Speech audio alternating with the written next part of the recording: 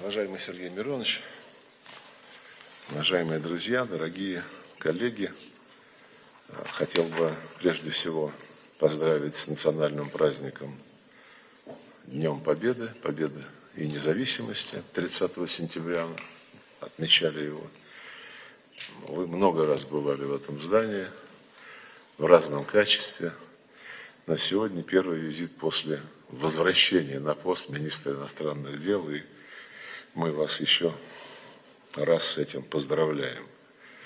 И я помню, как мы вместе работали еще в 2008 году, когда разворачивались события, приведшие к объявлению независимости Республики Абхазия и признанию этого акта Российской Федерации, ну и потом и премьер-министром, и секретарем Совбеза.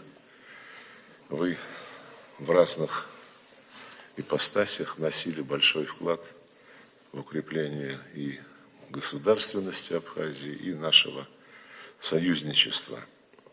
У нас динамика отношений стабильная, политический диалог развивается, президенты в регулярном общении.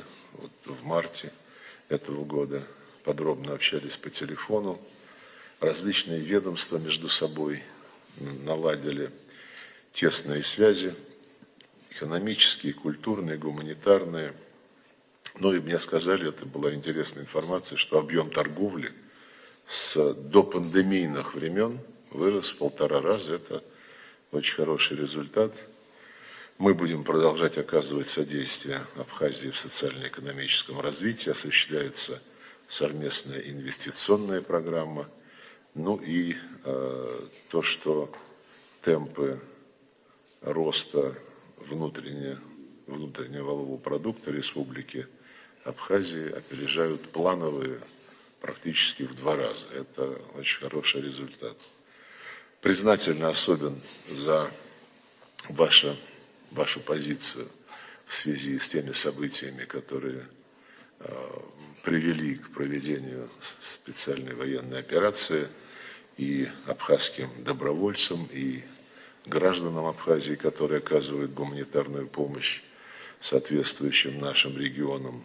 Благодарность за готовность разместить на территории Абхазии россиян, которые покинули пострадавшие районы Российской Федерации, и в частности, как очередной пример абхазского великодушия, мы оценили приглашение молодым курянам в детский лагерь в Ачамчире. Продолжим, конечно же, сотрудничество в обеспечении безопасности, укреплении международных позиций Республики Абхазии в соответствии с договоренностями. Министерство иностранных дел взаимодействует активно. У нас план консультаций на 2024-2025 год выполняется по всем пунктам. Посольства в тех странах, где у Сухума есть дипломатические миссии, Сирии, Никарагуа, тоже наладили повседневную координацию. Ну и, само собой, мы по так называемым женевским дискуссиям по Закавказью занимаем принципиальные позиции и продвигаем такие договоренности, которые будут надежно обеспечивать безопасность, стабильность в этом регионе на основе признания реалий, включая, конечно же, независимость Абхазии и Южной Осетии. Ваши дипломаты, я надеюсь, удовлетворены тем, как им помогают повышать квалификацию в дипломатической академии нашего министерства. Продолжим, конечно же, готовить и кадры для Республики Абхазия в МГИМО. Договорно-правовая база у нас прочная, более 120 документов, и мы приветствуем последний шаг в этом направлении. 25 сентября в Абхазии ратифицировано соглашение о признании и приведении в исполнение судебных и арбитражных решений по экономическим делам. Ну и рассчитываем, что и остальные, находящиеся в работе проекта документов, будут оперативно согласованы. Так что сегодня поговорим о двусторонних наших делах, а потом втроем с нашим коллегой из Республики Южная Осетия проведем уже обзор внешних аспектов нашего сотрудничества. Там немало задач, так что убежден, что сегодняшние переговоры будут полезны. Добро пожаловать еще раз. Большое спасибо. Вы сами вспомнили времена, когда мы с вами устанавливали дипломатические отношения между нашими странами. И потом после этого мы меморандум подписали о сотрудничестве между нашими ведомствами. Этот период, конечно, был судьбоносным для нашего народа, потому что исполнилась мечта многих поколений нашего народа за независимость и признание великой державы российской, члена Совета Безопасности ООН, ядерной державы, самой большой страной в мире, для нас открывает, конечно, огромные возможности. И, как вы уже сказали, с тех пор подписано большое количество договоров, межведомственных соглашений, которые дали нам хорошие возможности для того, чтобы развивать нашу безопасность и экономические наши возможности. Если до 2008 года, до признания России, у нас в общественном сознании превалировали страхи, угрозы новой агрессии со стороны Грузии, то после тех договоров, которые были заключены между нами, эта угроза отошла на задний план. Люди стали думать об экономике, о социальных вопросах. И те жертвы, которые за эти годы от рук террористов и диверсантов понес наш народ, и в том числе и миротворцы, которые больше сотни человек положили там за нашу безопасность, мы это помним всегда и чтим эти жертвы. Вот это все отошло на задний план. Сегодня уже другие у нас заботы. Но так получилось, что вот судьба опять свела нас, и опять непростое время. И наш регион, Абхазия, в таком месте расположено, что события, которые происходят сегодня в мире, а это грандиозные события мирового масштаба, переустройство мировой системы происходит на наших глазах, и все это в непосредственной близости от нас находится. Черное море стало зоной конфликта, все чаще появляются там самолеты разведывательные американские, корабли заходят, мы это ощущаем.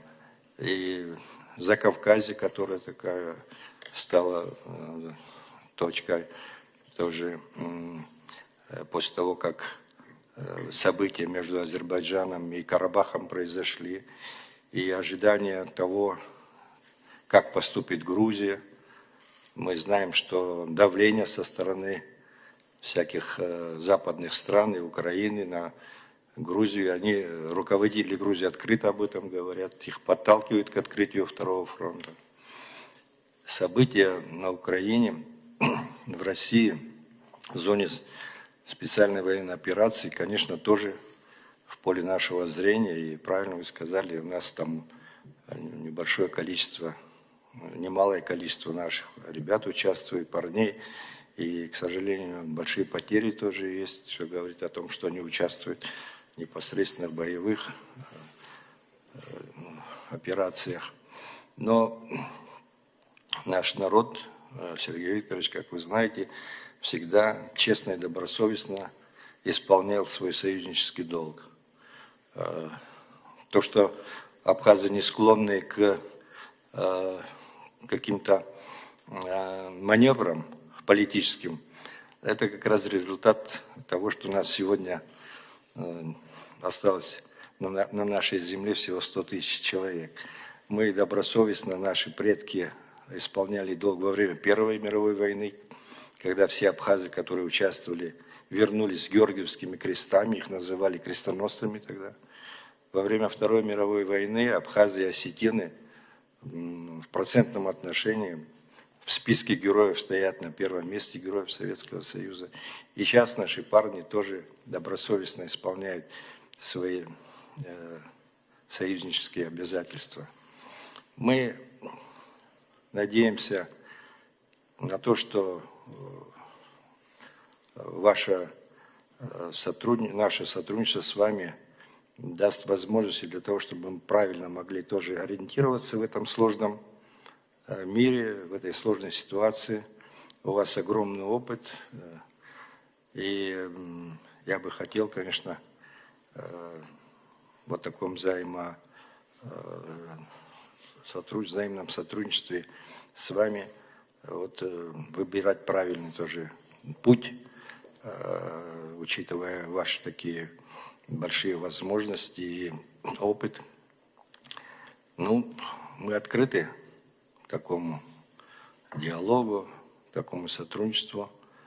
Одно можете быть уверены в одном, что мы честно и добросовестно выполняем и будем выполнять наши союзнические отношения. У нас подписано в плане гармонизации нашего законодательства 45 различных договоров, проектов. Из них 27 мы уже реализовали, мы и остальные тоже. У нас, конечно, ситуация внутриполитическая тоже непростая. У нас есть борьба мнений, но в конечном итоге мы все исходим из интересов нашего государства, поэтому все обязательства мы будем выполнять.